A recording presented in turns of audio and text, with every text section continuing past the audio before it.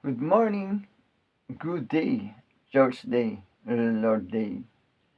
I am Brother Cesar Capistrano. Muli na naman pong mag-share sa inyo ng Word of God. Ang ating pong topic sa araw na ito, ano ba ang kalooban mo? Ano ba ito sa Biblia? Ating pong aalamin yan. Meron po tayo isang talata sa araw na ito. Bago ko po basahin ang talata, tayo po ay manalangin muna. Diyos Amang nasa langit, nakapangyarihan sa lahat, sambahin ang ngalan mo. Diyos Ama, maraming salamat po sa gabay, biyaya na pinagkakalob niyo sa amin sa bawat isa sa amin. Di po kami magsasawang magpasalamat, Diyos Ama. Sa muli na naman pong pagdilat ng aming mga mata, ay napakalaking biyaya po ito para sa amin.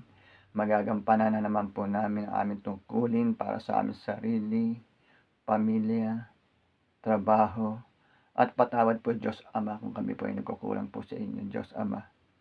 Papasukin niyo po sa amin ang iyong presensya upang sa ganun po ilubos namin maunawaan, maintindihan po ang salita ng buhay at makapangyarihan. Sa ngalan ng Panginoon Jesus, Amen. Brother and sister, magandang araw na naman po ng linggo. Ang ating pong topic, ano ba ang nasa kalooban mo?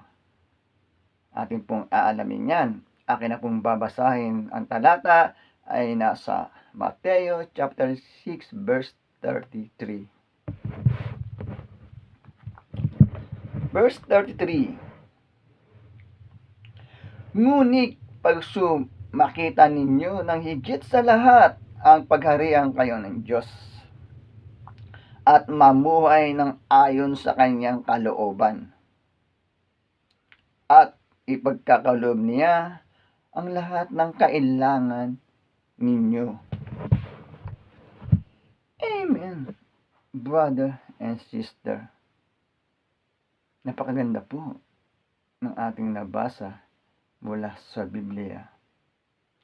Sa nilalaman po ng talata, ay tayo magsumikap, ating pong alamin. Tayo po'y magtiyaga na matutunan natin, malaman natin, at pagharian tayo ng ating Diyos Ama nasa langit.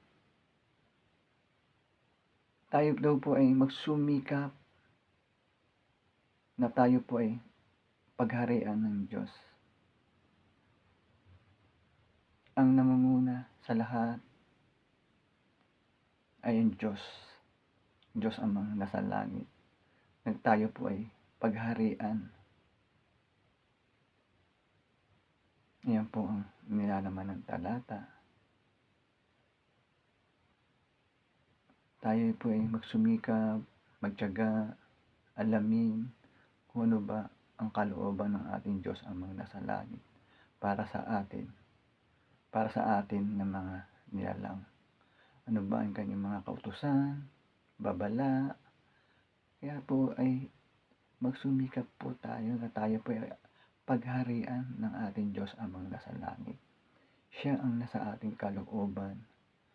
Namumuna siya, una sa lahat. Alamin natin kung ano ba ang kanyang kalooban, kautusan, sapagkat sa nilalaman ng talata ay pinagtitibay, ay kanya naman pong ipagkakaloob kung anong ating pangangailangan sa buhay, pangangailangan dito sa sanlibutan.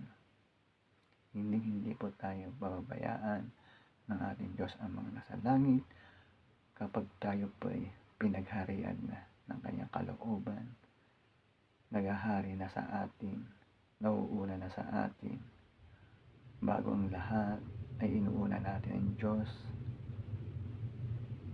Pinaghaharian na tayo ng ating Diyos Amang nasa langit, ng ating buhay.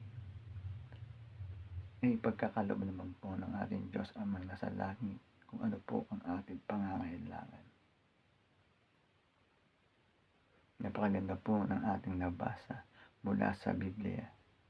Kaya po sana ay huwag po tayong manawa makinig every Sunday na akin pong ibinabahagi na salita ng Diyos na buhay at makapangyarihan, na nagbibigay lakas po sa ating katawan, espiritual, at magkaroon po tayo ng kaalaman, gabay, at kontrol dito sa sanlibutan.